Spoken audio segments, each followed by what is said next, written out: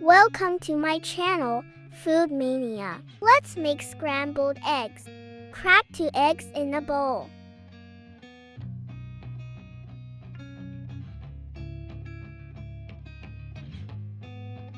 Now blend.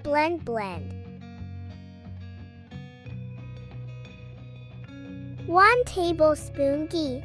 Keep the flame low until the end. Put the beaten eggs in the pan.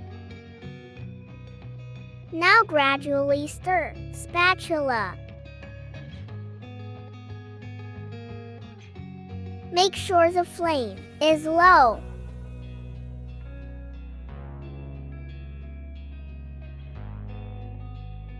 It is ready now. Spread it over toasted bread. Sprinkle some salt and pepper